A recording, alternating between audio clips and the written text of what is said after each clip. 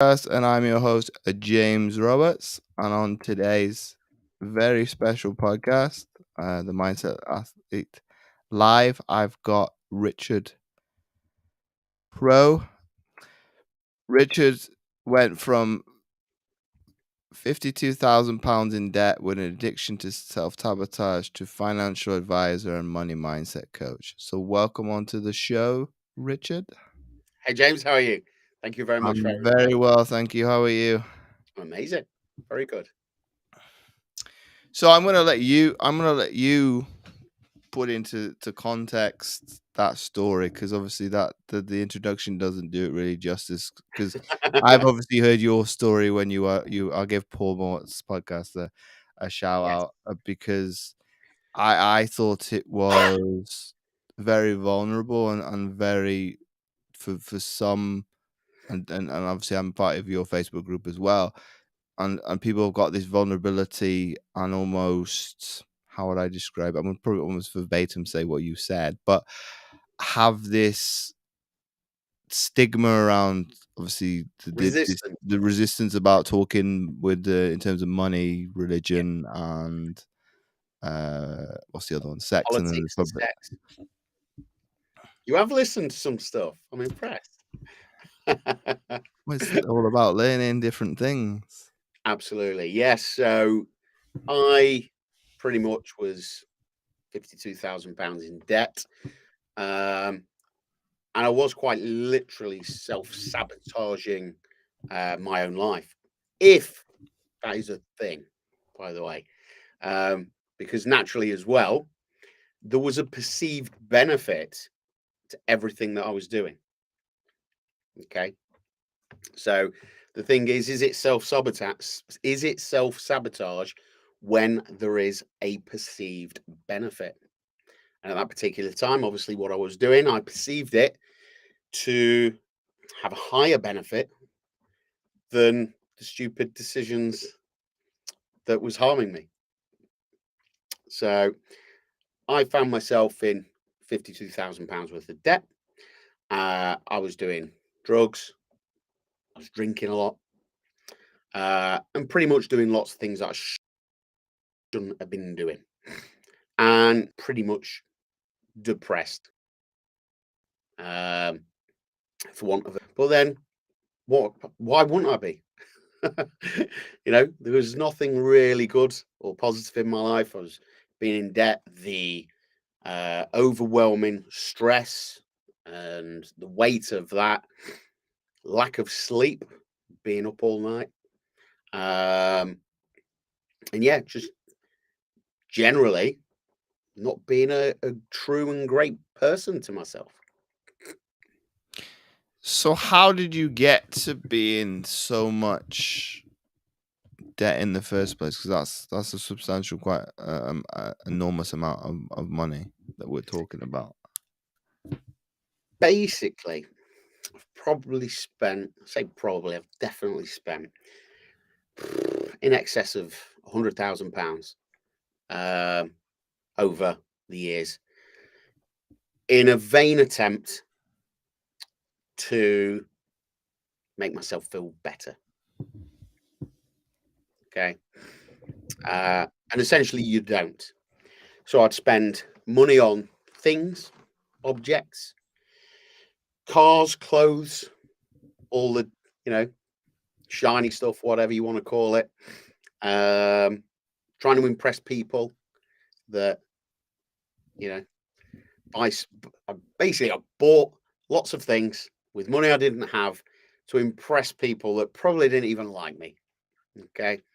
Because I was ultimately searching for approval. And I think to be enough, because I think for a lot of people, the need to be enough is massive. The only thing is, we constantly believe that we are not enough. And that, for a lot of people, there lies the problem, because they create this, oh, to me. Uh, why does this happen to me? Everything happens to me. So we live in that victim mentality. And that's where I was pretty well firmly camped for, oh, probably 30, 35 years of my life. And I'm only just 45. So, yeah, I learned to be a victim very, very quickly. That is where I stayed. Um, but yeah, I think there's a huge resistance. And thank you for saying in the podcast with Paul Moore, you saw a lot of vulnerability. And that's always actually that's my intention. Um, because I think the more so it's twofold really. When I first started talking, and all of a sudden people are like, wow, thank you for sharing, and you've inspired me, and this and that and everything. I'm like, whoa, how can I inspire anyone? I'm an absolute loser. I've made bad decisions for years. I've done all of these things wrong. I've hurt all the people that have loved me and I've cared for. I've ruined relationships. How on earth can someone get praise for doing all of that? Do you know what I mean? It's like it doesn't marry up, does it? And but what people are actually praising me for was just being open and honest. I think that's one of the number one things that I've learned is that as soon as I started being open and vulnerable and honest, I started to feel empowered. I started to forgive myself. I started to understand what was going on in here, and that inner voice that gets us into trouble that we think is us. Okay, so I learned who the inner voice is. It's not me. We all think that inner voice is us, but it isn't. Okay, we are what hears the inner voice. Bit of a deep one there for you. Okay, um, and yeah, the more I spoke about it, I realised that we have taboos, don't we? And you touched on them. You touched on them there. If we go back, I mean, how old are you, James? 36. Almost at 35, 36. 36. See, I'm 45, right? If we go back 30, 40 years ago, you didn't ask someone who they voted for. That was like you got slap around the head. Oh, Jesus. You don't ask people who you vote for. Now, everybody, you look on social media, they tell you who you should vote for, and why you're wrong to believe what you believe. It's crazy.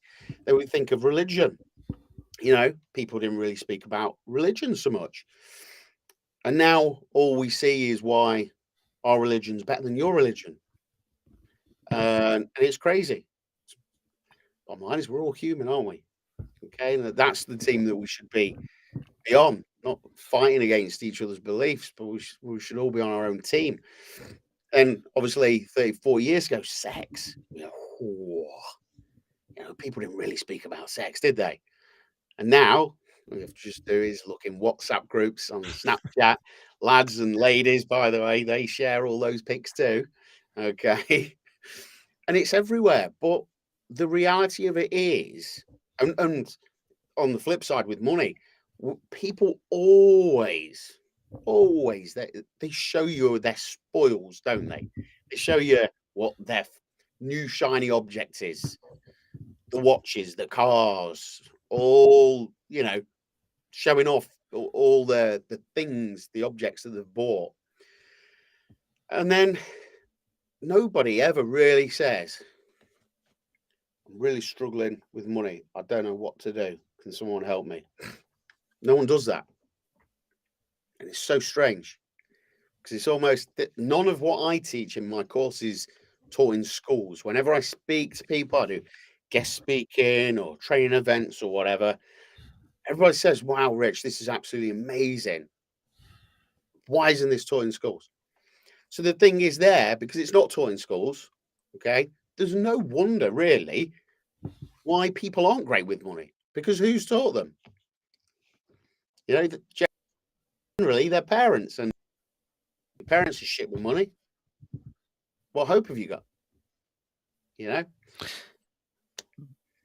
But from your perspective, though, Richard, is it that people aren't good with money, or is it more so? This is obviously because I look at stuff on social media to learn about to around wealth and things like that. Is it more so financial literacy, what you're talking about in terms of like schooling? Because I've made the case, and I only worked in education for 18 months, and I talked about this with the math teacher. Because how would you get a kid to be more engaged? Give them something that is going to be useful in the long run. I think the thing that stuck with in my head, gosh, and I've left that career now. Oof, 4 years. I actually bumped into one of my old colleagues in all places, the same in a Sainsbury's in a different town. But obviously, coming back to the story about with the math teacher of getting kids to be engaged. I think one of the pupils that would have been in year 9 said, "Oh, what's the point of algebra and geometry?" It's like, we've got a point, but you need to know it to pass exams. If you're not likely to go on to be an engineer, a structural engineer, a math teacher, a lecturer in that, to potentially go into my field to some extent to do sports science. Some maths are not necessarily, and I don't use geometry nowadays. Um, Algebra probably not used since I left school. Obviously, it's not useful beyond school. But what you hear on obviously the platform is probably TikTok from a financial perspective, is it's more the powers that be don't want people lower down the pecking order to know what they know and to be capital. And obviously, we'll mention obviously with us being in Britain, until it came up about non-doms, I didn't even know it existed. With being in the news, so the things of being able to manipulate your wealth, obviously you mentioned obviously from parent to child, they're going to pass that information on from generation to generation, so Oh, they be able to profit absolutely. to be able to profit. So you mentioned the education system, and we use the British system, which is based on the Victorian age, and it was just to get people um, Out the house. out from the house to do education, that they had the bare necessity to be able to work in a factory, and that's about it. Yeah, So to say that it's fit for purpose in the 21st, no, it's far for. I think people can adamantly say it doesn't work, and it it takes. I think that the parents and the children themselves need to take some autonomy back, because ultimately, I come from, well, I don't even think middle class really exists anymore. But in terms of middle class background from being born in the 80s, of my uh, my mother was on my case. Have you done your homework? Whereas yeah. where I All live kids' parents were. in North Wales, obviously people will have heard, most people in Britain would have heard of Rail. It's only 4 miles down the coast. The school I worked in was in a private area, so probably the parents would struggle to look after themselves, let alone a child. So the child hasn't got, you could call it a pressure to a certain extent to want to better yourself. Of they're almost skating by through life, because what's the point? I'm not going to be able to escape the reality that I live in, and ultimately that's a victim mentality all in itself. But Absolutely. they're not willing to be, I won't say be pushed and be tested, because my mother sent me an article that that school that doesn't exist, they knocked it down, but they built a new one, and that's in special measures. I'm not surprised, because you can't, what's the saying? You can't change uh, the leopard spots. It's always going to be what it is. Yeah, Ultimately, if I think the article was a bit unfair to the teachers, because it's like, oh, they're not pushing the kids enough. It's like, well, you can't push somebody that has a ceiling, because they're going to, one, create resistance, and then secondly, they're going to feel overstretched and overwhelmed because they can't deal with the pressure. Whereas, And do they want to? That's the underlying thing there. Okay, they've got to want to. so I think the best thing I've ever heard, and this was a well, he's now probably finished school, but it was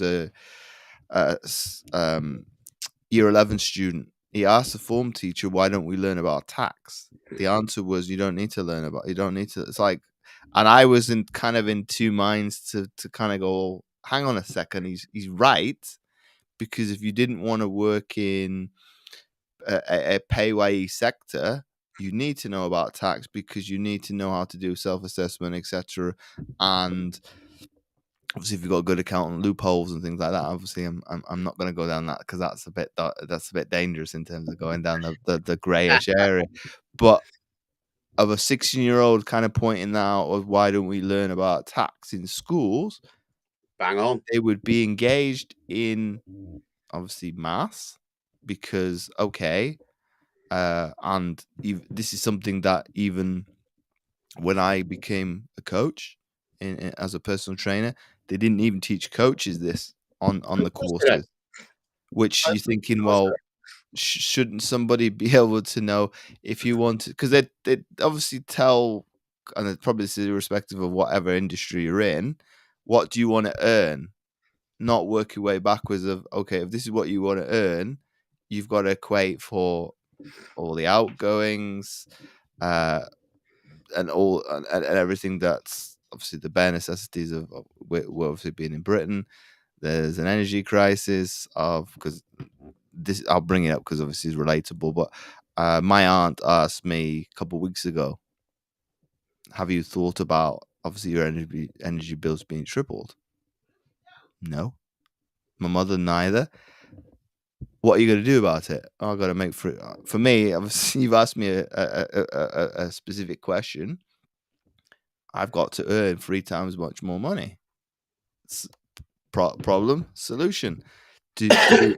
And I don't know why my aunt even brought it up because she's not that not wealthy, but not badly off either. But so it wouldn't take a not account of her pension, but it's not something that she's got to be worried about from say But that's if you just turn on the news, you'd see yeah. people, oh gosh, I won't be able to feed. I've got to either choose to But that shows the mindset, and this is where I come in. This is yeah. what I'm trying to say is that on your side, you're thinking, well, yeah, it's not even really going to affect it. Well, it is going to affect it because if her energy bills goes up by 3 times, then that's more money going out. Just because it's not going to affect her standard of living as such, her mindset is that she needs to protect her wealth. And that is the very mindset that's probably made her wealthy. Okay. Whereas people that are leaking money, they don't particularly care. They're not so bothered about the pence. Look after the pennies and the pounds will take care of themselves. That But kind of why do you think there's a difference then? um again, probably background, who you've been surrounded by. I mean, for me, and this is where it's the psychology. It really is the mind in the way that my dad was an alcoholic and he died 21 years ago, I think, in November. So probably in about 2 weeks, actually. And when he died in a caravan, lived in a little caravan, ironically, out the back of a pub. He was committed to his cause. I'll give him that. And when he died, he had 5, 6 black bin bags to show for his entire life. Wow, Which, yeah, yeah, quite which sad is that. it is, isn't it? It's very sad. Okay. The bizarre thing is, my mum, she is 70, 71, She still works. She owns a caravan site. She's still growing her business. She's still investing in it. Because my dad was an alcoholic, mum, even when I was a kid, 40 years ago, mum had to work 3 jobs just to feed us. Okay. Whose track record did I follow? The alcoholic that died with nothing to show for his life. And that's the crazy thing, James, is because every single logical sign, you know, if you were to guide someone through that thought process, you know, and ask them, you know, which would you choose? Follow the mum, obviously. What kind of an idiot would follow the dad? I am that idiot. Okay. So this is why just giving people information for me isn't enough. Okay. If we relate it to your industry, fitness coaching, okay, we have a pandemic of obesity. All right.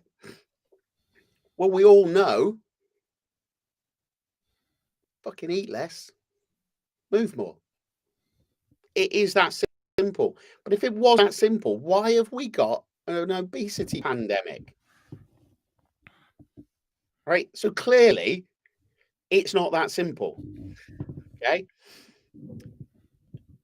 If it was that simple, nobody would need coaches like yourself. Nobody would need PTs. All right. I was a PT. I don't know if you know this. I owned a gym for 10 years. Sold it 4 years ago. Okay. I was a PT and nutritionist. All right. So why do we need PTs if it's as simple as move more, eat less? Well, we can reflect that and relate it to money. Okay, if you haven't got enough money, spend less, earn more. But is it really that simple? Because with my experience, bearing in mind, when I got myself at 52 grand's worth of debt, it started in 2004, I'd say. My dad died just previously. So there's a direct link there. Okay. And it just kind of got out of control. Just went worse and worse and worse. But why did it? Okay. And it's all this. It's all mindset. Okay. So what we actually have to do, like you don't just give somebody macros or calories in a workout and go, there you go, cheers, bye. I think a good coach asks questions. Why do you think you struggle with your weight? What's been your biggest issues? When do you find? Well, you're trying to find the triggers. So you're trying to find where that's probably the aspect that I like the most is the and I'm being honest with people who are watching this now. No. I find mindset more fascinating or like people's behaviors and habits than nutrition. To me is boring. It's Yeah. dull. It's I and I you know, and so I'll give people a little bit into my mindset now. Obviously, most of my works remotely is online. When I did work in the gym, I'm a bit of oh, what's the word? Sadist. Obviously, I like people. I like people yeah, I suffering. used to be I too. like people suffering. But there is a means to that madness that if somebody were to question me as why are we doing it, hey, remember what we wanted to achieve. This is a part of it. As you gotta have to do the suffering. Um, I think whereas now it's not that as I think people assume that when they're getting coaching, I think they've got more awareness towards online coaching now because of the pandemic, because that Yeah, was the only yeah, option because the gyms were shut. That their lives are not gonna miraculously change. Okay, there's a small percentile that will, that can be able to implement something. You just give it to them, and they get on with it. But that's probably very small, probably less than 5%, if not even smaller than that. That it would be just another thing on the already list that's not worked in the past uh and obviously with me working specifically with my community of other amputees, there's a missing link in terms of I think they're either let down by the fitness industry, which obviously makes me my blood boil to a certain extent because it's very frustrating because I've Yeah, seen it firsthand when I've been in obviously DW Fitness doesn't exist anymore, but I would get everybody that was disabled, and it would frustrate me because it's like, well, I respect my colleagues enough that they would be able to, one, ask me if they didn't know, be able to do it themselves, and then secondly, they're more than capable of doing it because it was one of those gyms that was very compassionate, which obviously the fitness industry is not. It's very cutthroat, very ruthless. It's probably like any yeah, other industry, really. But in terms of people would rather see you fail than succeed. So when you are among people that will be supportive of you and kind of not hold your hand, but will kind of obviously challenge you encourage. to encourage and kind of push you to better yourself and to help more people, that it was very alarming. And obviously going into the online space, obviously even bigger because I'm moving from an area that is, say, depending on how good people's geography is, of Wrexham and Chester predominantly, and those surrounding areas that would have gone to that gym, to whoever's on the internet. There's going to be more issues of traumatic experiences of, and this is one of my clients mentioned this today, in terms of the confidence that the people don't have because of the image that. And the interesting one of that is obviously it doesn't matter if you're disabled or not, because people have this augmented reality because of social media. And Yeah, I'm going to obviously Instagram's probably the culprit of it. Of if it's to do around money, of people flaunting like throwing cash around, Rolexes, high end sports cars, boats, jet, you know where I'm going with it. But yeah. in terms of it's not, for the majority, it's not real because it's either on lease or it's done for the Of course, it's promotional not thing. real. So you're making the person that's watching or is consuming this content either very envious and jealous, or Self-conscious. makes themselves feel like shit because it's like, well, this person's got what I want to potentially have because of this is always fascinated with, young kids. Oh, I want to have this type of car, but why? And they would obviously question teachers. Well, why are you happy with the thing that driving a Toyota at the time? It's like, well, between a Toyota Yaris and what you want, I think most of them like BMWs. Yeah. The thing has, well, not the same. It doesn't have it has they both have an engine. And I'm not saying they're the same. They both got But four they wheels, serve the same thing and and they serve the get same you purpose. But and I think this was is it Gary? Yeah, I think Gary V. He did talk about this, and he called the person out in the audience because he drove a BMW. It's like, well, why have you got a BMW? Is it because you're trying to portray this image, or is it that was one of your goals that you wanted to achieve, to have this certain type of car? And I can't remember what the answer was, but it gets people to be, in terms of an awareness as well. Why am I purchasing certain things of? and that's it. It's waking people up. Now, what I have found with my coaching with my clients is that there is a direct link between their money habits and their self-worth. Okay, 100%. Almost 100% of the time.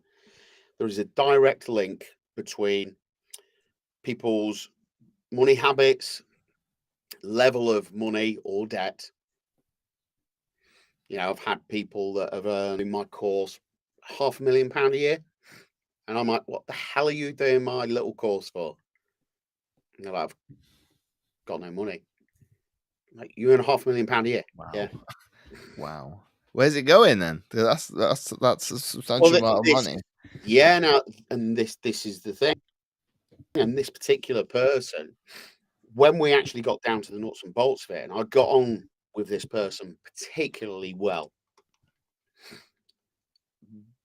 because, and it turns out his dad was an alcoholic. So we had something in common. And what his dad used to do, his dad would come in, his grandma would give him pocket money every week.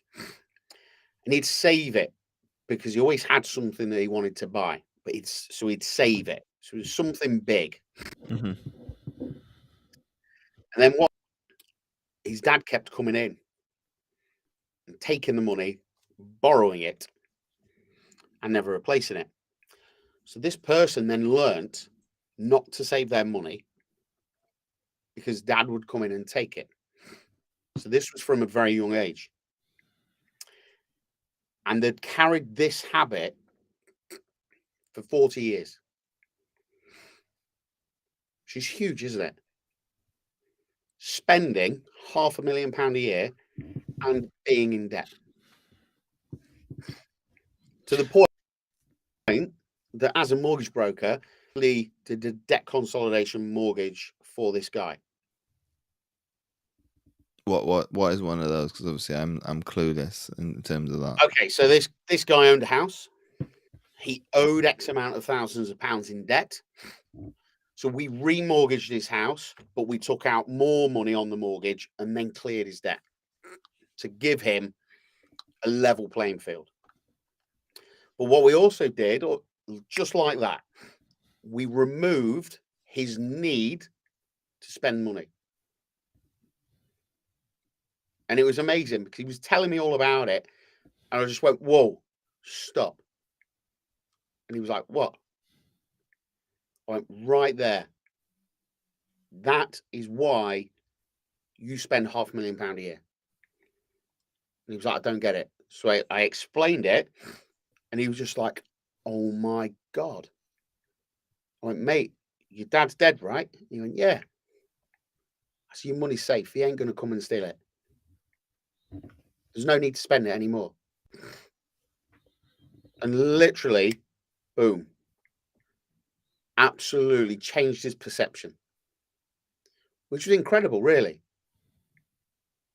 And for me to be able to piece that together and get it out of him and then give him the reason, for me, it was amazing. Mm-hmm. And for him, it's changed his life.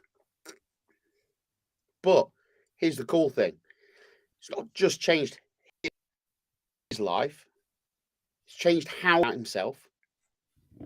Bear in mind, there's nothing more important in this world than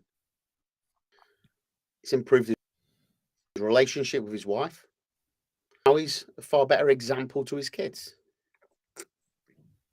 So there's all the other people surrounding that are getting these fringe benefits.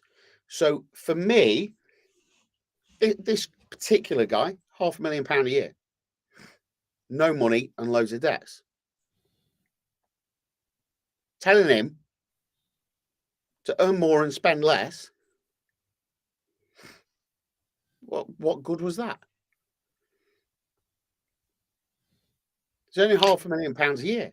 Yeah. Well, I think that's the argument you would have seen. Gosh, we obviously obviously our politics are a bit of a joke worldwide at the moment, but in terms of that aside, but in terms of, and this was I think when Boris was still in power, I think they interviewed a couple bankers for social media, and it's like, well, what should people that are doing that are further down I don't know why you'd ask somebody that's earning 80 to 100,000 a year what somebody that's maybe earning minimum wage should do with their income, because obviously they can't relate whatsoever. But a lot And of things, apart from live, there isn't that much more they can do. yeah. So I think it was like I think in the comments was like, "Oh, don't tell me to get rid of Netflix and things like that." It's like, but it is a start It to is, look at whether and this is obviously how I've been brought up. It's almost a need versus a want, correct. because Ah, everybody would want, because obviously it's almost, well, it's not almost, it is a pack mentality of, if you were to go to school and you didn't have the latest whatever, you're going to be teased. to keep it up with So, James, isn't it? but I think where people need to be less entitled to a certain extent. I know it's harsh, that word, but obviously there's a valid point Oh behind yeah, it. definitely. Of and obviously I got a recent phone contract, gosh, say 6 months ago, and you have to sign a legal document. Can you pay for this over the period of time that you were with? I'll give them the O2 nod, but and you can't go on beyond that process without agreeing to it. But it's thinking, well, shouldn't somebody that is maybe not financially able to do it over a long period, because ultimately nothing's certain. There's no guarantee that I could pay my contract over a 3-year period in 100% certainty. But shouldn't they have a moral obligation to maybe steer somebody down the pay and go route if a contract is not viable for? So Yeah. the point that I'm trying to make with this is, maybe shouldn't, this will never happen, but shouldn't you maybe have to pass a credit rating to be able to have? Well, you do. You do with a lot. You do. Trust me. If there was a time where I couldn't get a mobile phone, so you do have to, and they do appear on your credit report. So the point being is, like you said, want and need. So my phone, it is 4 years old, something like that. Does exactly what I need it to do. So the contracts ran out. I'm on SIM only. I could go buy another phone. Go back to paying 80 quid a month. What's the point when this one does exactly what I need it to do? I'd rather spend that £80 a month on something else. That doesn't mean to say I can't afford to do that. I just don't want to. And that's the difference. Okay. I know that there are better places that I want to spend that, say, £80 a month. Okay. Because I know where those places are, because they're planned. And here's the thing, most people don't have a plan of where their money is going to go. Okay, they have a bucket list of things that they want to do. It's just a dream list. They're never actually going to do any of that, the majority of people. Okay. And this is the thing, if we don't create a compelling future for ourselves and our money, then we are just going to fritter it away. Always. Because if you don't have a purpose for it, you will find a purpose for it. And it might not be a fulfilling purpose. Okay. So what I do with my clients is we actually create a compelling future together. Okay. Because then all of a sudden, instead of going and buying a coffee every day for £4 or £3.50 or whatever it is, where else can that money go? That's £100 a month on coffees. We'll just buy a flask, take your own. That's what I do. Right. I can afford to buy a coffee every day. I just don't want to. To me, that's a waste of money, because we can only ever spend £1 once. It's like, again, relating back to fitness. If you eat 2,000 calories, okay, whether you eat 2,000 calories in the morning or whether you eat 2,000 calories at night, people go, "Oh, you can't eat at night." That's a myth. Yeah. Well, You can only spend a pound once, same as do a you calorie. do you think everything where you're coming from, Richard, and I do apologize for interrupting. Do you think it all comes down to tracking metrics and whatever that be it calories, be it weight Yeah, measurement, money, etc.? absolutely. Absolutely. If you have a business, right, you know your X's, you know your money out, you know your money to come in. Treat your home like a business because that is exactly what it is. Everybody in your family unit is an employee of the business. Well, The it's more and more family. it's more and more easy to do because there's all sorts of things now to like Hey, tech to be able to do it. it's not even difficult. You have every single thing that you need, right? People go, "Oh, I don't know where my money goes." Fuck off. Let's just go on your internet banking and take a look. Money goes. What a load of crap. Right? You've got it all there. Open your phone, click on your internet banking, and let's go and look back at the last 30 days worth of money spent. You don't know where your money is. Give me your bank statements. I'll tell you. It's not difficult. I won't have seen you spend a penny, but I can tell you exactly where all your money goes. So how can you not know where your money goes? Okay. But this is exactly what people say. We see all the time. Okay. Uh, I haven't got on, there's too much month for me money. What does that mean? They run out of money before the end of the month. Yeah, but that's not. But does that The come month back is to too our long. case? Does that come back to our case in point with not being taught properly how to manage it in the first place? 100%. But also, okay, we spend our money because we haven't got something compelling in the future. All right. It's amazing. I see as a mortgage broker, people, all right, they want to buy a house. They will save and save and save and save and save, and they'll come up with their deposit because the house is part of their compelling future. Okay. Why are kids not starting to save for houses when they're 18? Because they don't see it. It's not planned. Okay. We only see it when we get a girlfriend or, whatever, or if we fall out with the parents or we don't want our parents asking us where we're going all the time, you know. But as we get older, we want our own space. Then all of a sudden, home becomes really important. So then everything else stops and we save all that money. So, but then once we get the house, it goes. We go back to spending because what we haven't done is then gone, brilliant. I've now got the house. What next? And that's the important part, is to actually go, right, this is my focus. This is my goal. What next? Okay. And earning more money doesn't actually solve people's problems. This is where I was going earlier, actually. I just remembered. In 2005, I was either 72 or 75 grand a year. A lot of money now, never mind back then. Right? Do you think more money would have solved my problems?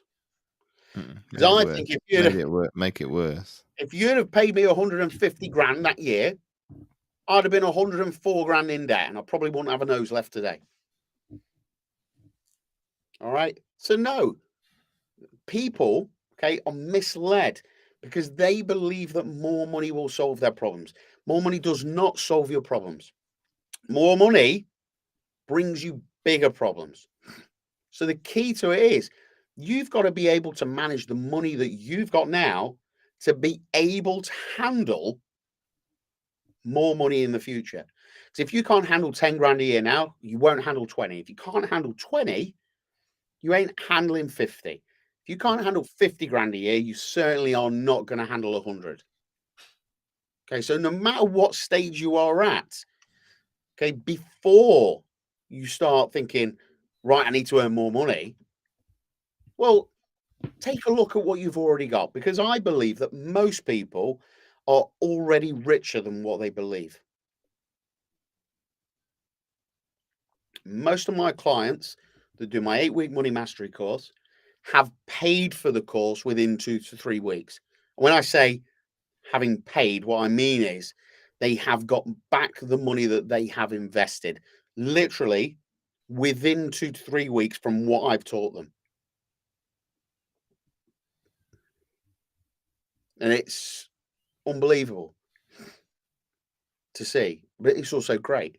But it does start with the what are you paying for that you don't need? So we actually do go back to the Netflix thing, Well, because they're changing their model soon, Netflix. well, I think And they need to. The amount of people that are leaving. yeah, but that's because 'cause they're not very happy with having I think the video I've seen of late was it raised a good point in terms of what about the it's probably not that many people, but people that obviously in them their job is working for the military. So they could be on deployment, they could be on what's the word? TDY or so like on rotation, and they could be in a different place than their Mhm. residents. I know why they're doing it because ultimately people piggybacking. Because Sky had this problem years Yeah, ago with yeah. with the military overseas and having the address in this country, so they clamped down on that to block it. Yeah, they're gonna have. I think, but obviously, I think the point that I think you and I are both making is Netflix a necessity? Is Spotify, Apple Music, Amazon Prime, and pretty much I could go on and on and on and There's loads, on isn't there? for less in terms of OnlyFans, Tinder. and things like that in terms of is it a necessary expense going out when you because I think I'll do a story because I had a computer at university that was paid off with PC World. Obviously, PC World don't do this anymore. For their insurance, just in case it was to break. Yeah, I paid when I because family were like, oh, you need to cancel it because you're not using it. It was 500 quid in the end. I paid them, and obviously that's for them. That's a luxury because obviously we're getting £500 and we're not doing anything for it.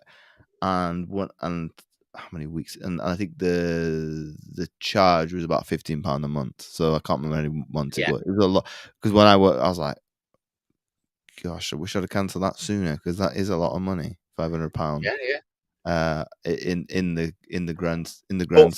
£15 a month isn't, is it? As a student, I probably would maybe think about that No, a but do you little bit get more. me? Yeah, When we yeah. say It's it. I think, well, £500, that's probably why people look at Amazon Prime, Spotify, and Netflix is under 10. So they're all under £10. So it's like, yeah, well, it's not. for a reason. But then if you look at it I use Spotify because it's a tenner. That's £120 a year. I did it because I didn't want to have the advertisement of COVID, COVID, COVID. I wanted I wanted the paid one because I didn't want to hear that every 30 minutes.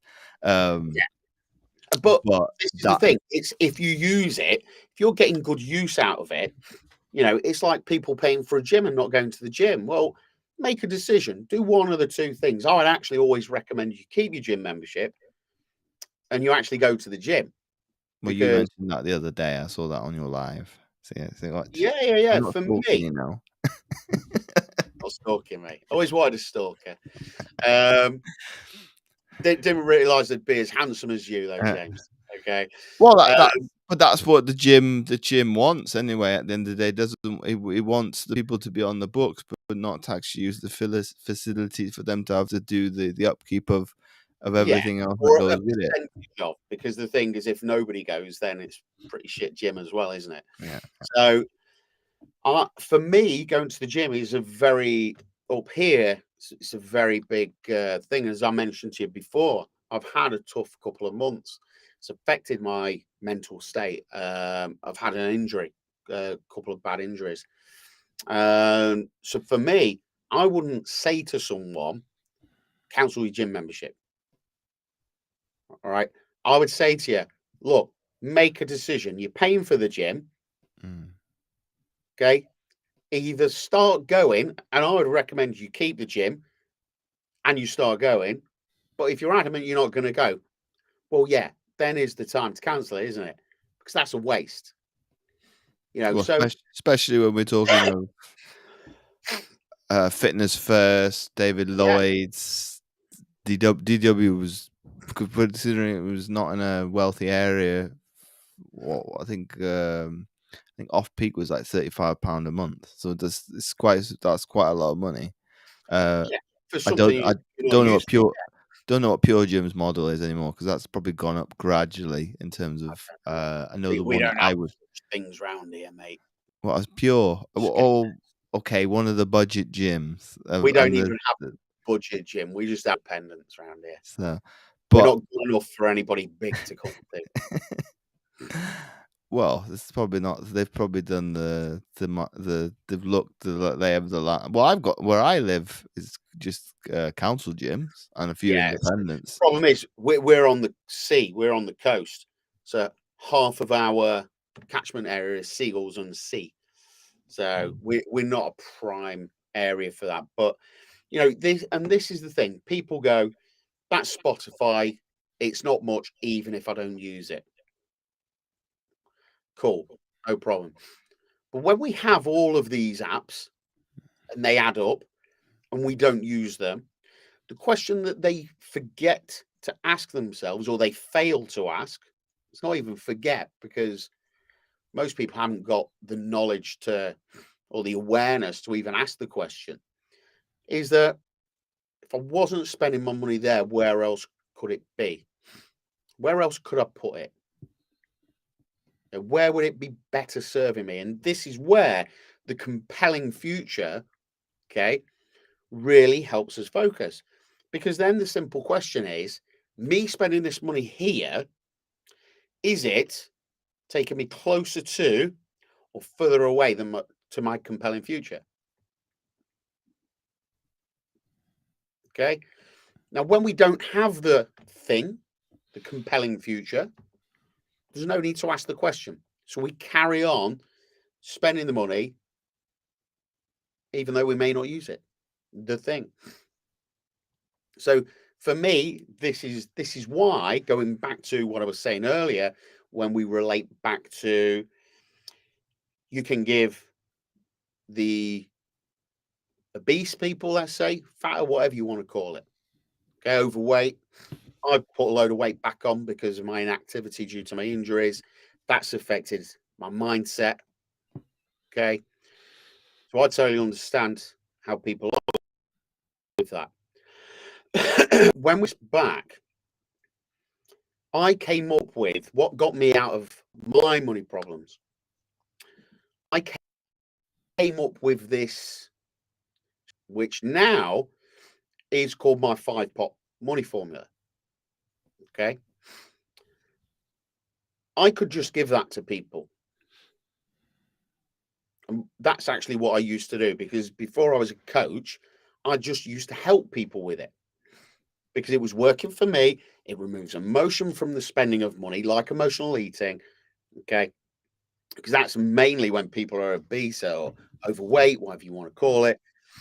It's emotional. This is why move more, eat less doesn't work.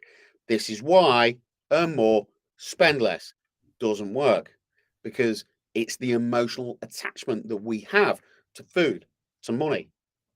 So what we have to deal with is this. So I would give people my 5-pot money formula. And I'd be like, there you go. Crack on. I've given you that just because I'm a nice guy.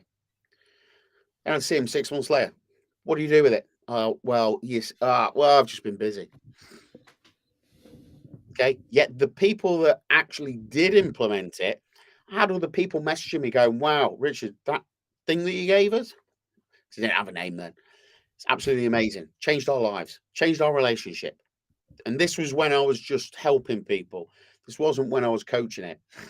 But the majority of people, I would give them it and nothing would change. And I quickly learned that being taught just a strategy, which ultimately is earn more, spend less, or just spend less, whichever, that doesn't solve the problems, doesn't change the situation. So we can give someone the best diet plan, we could give them the best training plan. Okay. We can drag one of those off the internet dead easy. So why don't we? All right. Yeah, PTs. Oh, yeah, for your health, no problem. Yeah, I'll make your mindset better too. You'll feel better in yourself. Amazing. Nobody ever wants someone to help them get better with money.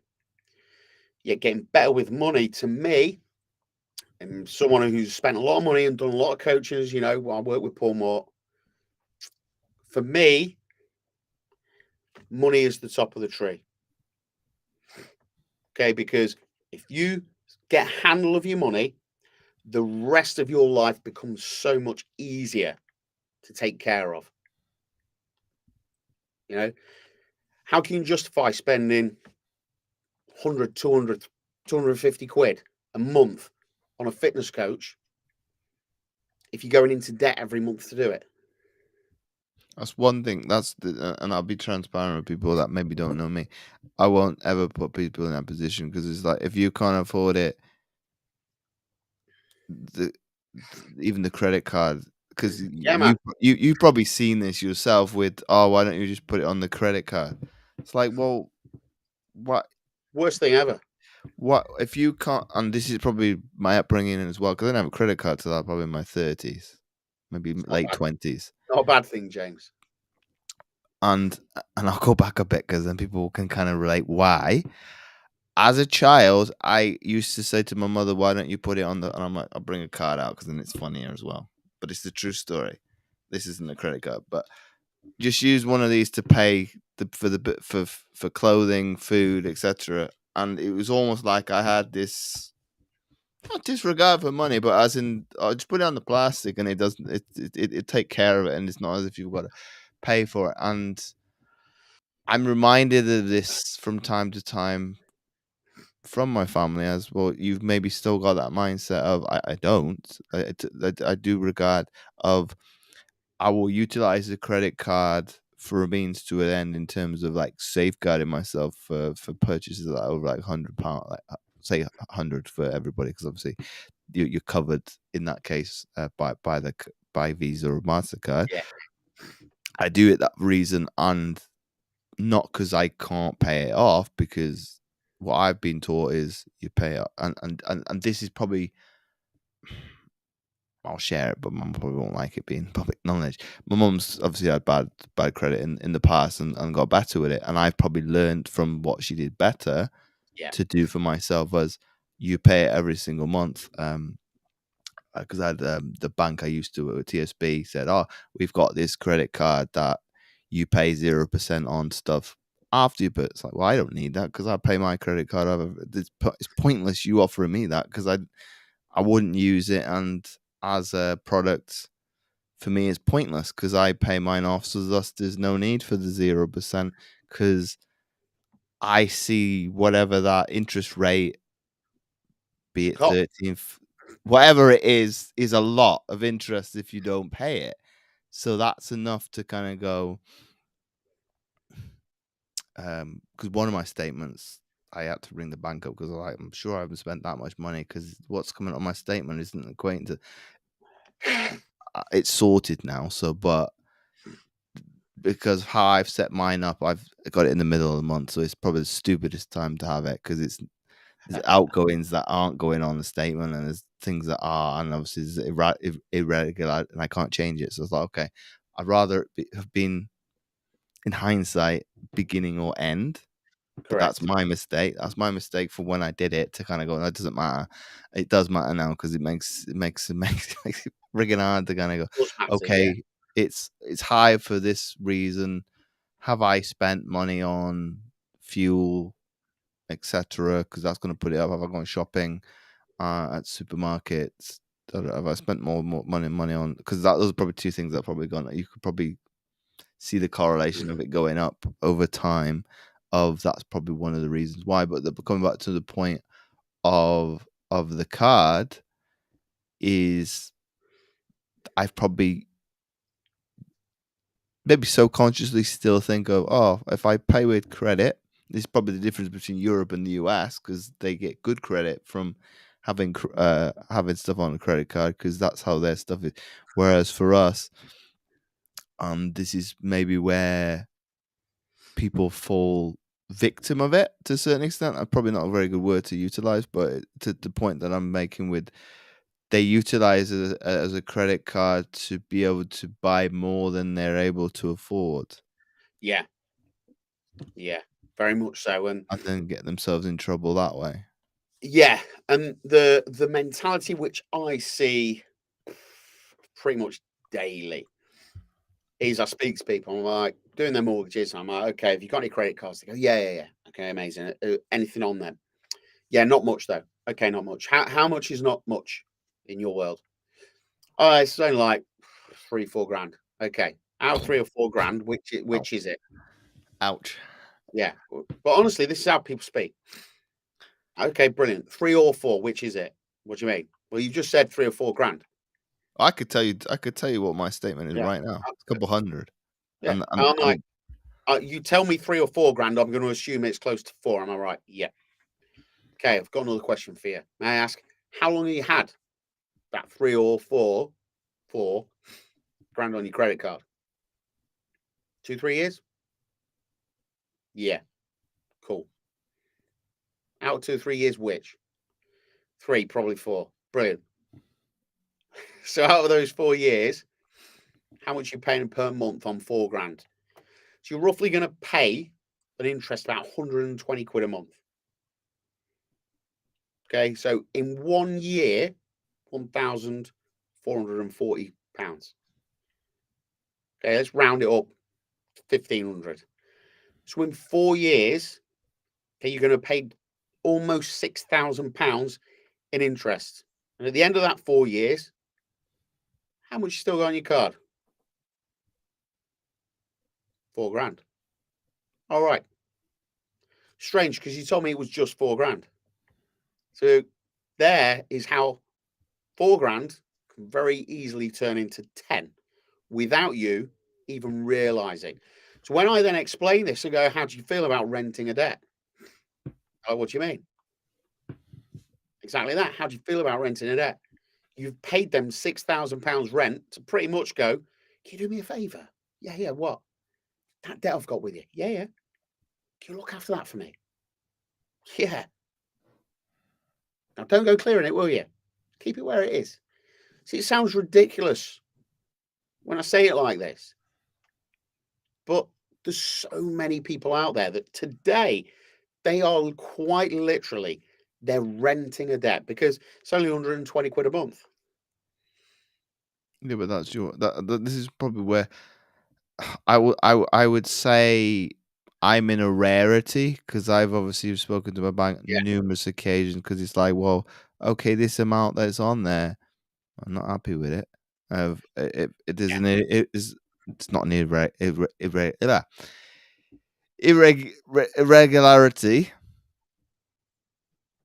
because I can't see the two figures match up. So we've got a yeah, problem here. So obviously the bank is going to put you at ease a little bit because obviously they'd rather you not clear it. But I think obviously the way that I've been brought up is probably a better way. old school in terms of of an old generation in terms of you save for a rainy day, If you whatever can't that afford it, you means. don't buy it. You don't buy it, and obviously that can get you in a little bit of problems as well financially because you have a hard time investing in things even though so you almost like go costs against investment, which I've had problems in the past because I've been burned. It's like, well, I've given other people's money to somebody else and haven't got my return of investment. Thus, I'm gonna have a problem in the future, even if the person is a bit more. I'm not saying the person was bad, but say a bit more ethically and morally cued in, and in terms that there's no 100% guarantee to get anything in life because you've got to do the work. The person's got to do the Yeah. work, but you almost having that internal battle with yourself in terms of, well, and I've had a few conversations with coaching business lately in terms of, well, and I think the sales teams were open in terms of is it your loyalty to who you're currently working, is it, or is it financial? Like, well, probably a bit of both. But I've been brought up on, loyalty. If I'm going to end it, I'm going to end it on good terms. And if I do want to come back in the future, obviously, I won't say they take me up with open arms, but they're going to be more likely to want to work with me again Yeah, because we've yeah, not ended on bad terms. And then obviously the financial thing of, what was it? I think it was like $4,000 up front. I was like, holy shit. I was expecting expensive, but not that much. And that was a minimum payment. yeah, So I yeah. was thinking, okay, I've got what I want. And I think what was the coaching? This is, I should promote it, but I will do. Is what's Tana Chichis's company? Elite CEOs. Right. I think if you did it on their payment plan, you'd be paying 16,000, and if you paid it up front, it was 1,300. 13,000. Sorry, not 1,300. Yeah, 13,000.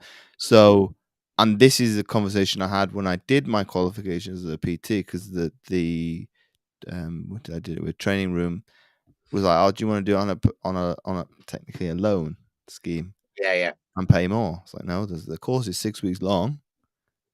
I've got the money because that's being given to me, thanks to my grandmother saving over my lifetime. I've got 10 grand. This is what I want to do. I want to pay it all off. I'm not paying you more for the exact same course. yeah, yeah, yeah. But I think people, because of the allure of the credit card of, I can pay now, no, sorry, buy now, pay later.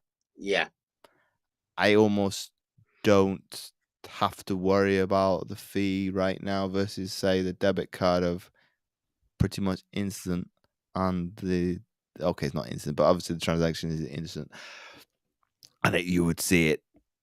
Okay, with Thursday, say I did it tomorrow, I would see it Monday morning. I would see it Monday on my statement. Whereas a credit card, it wouldn't be there for Yeah, yeah. a month. People So, avoid well, I think you don't. maybe. A lot of people do.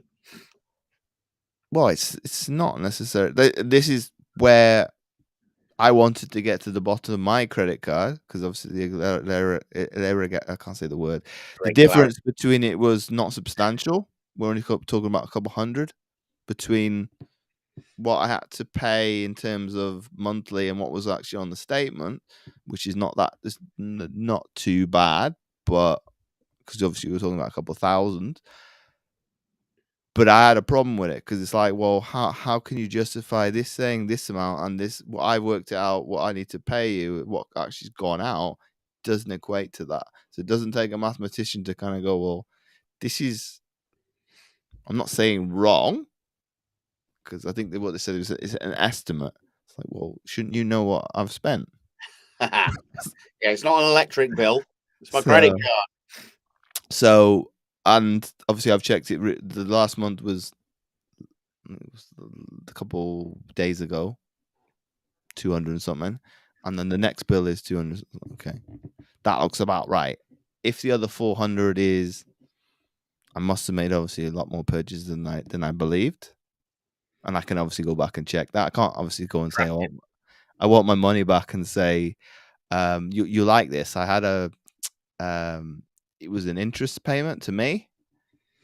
I said refund on it, £5.70. Thinking, okay, I've not gone because it was saying for abroad transactions. I was like, I'm not gone abroad. I've obviously made a transaction with a company that is overseas, and I probably will still not. I'll probably won't. I'll still probably chase this up anyway, because if that's because late fees and you've paid me, no, I want the couple hundred back.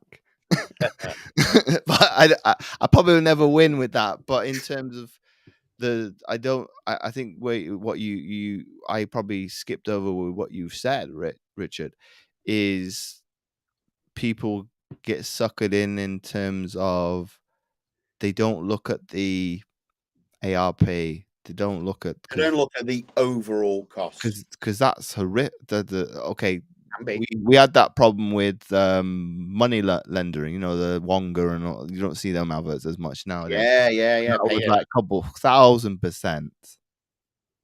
And I had a ex-girlfriend that obviously needed some money and that wanted to use me as the guarantor. I couldn't do. They wouldn't do. They wouldn't make me the guarantor because I couldn't. I wasn't working then, so I couldn't guarantee if You're they. poor guarantor. Yeah.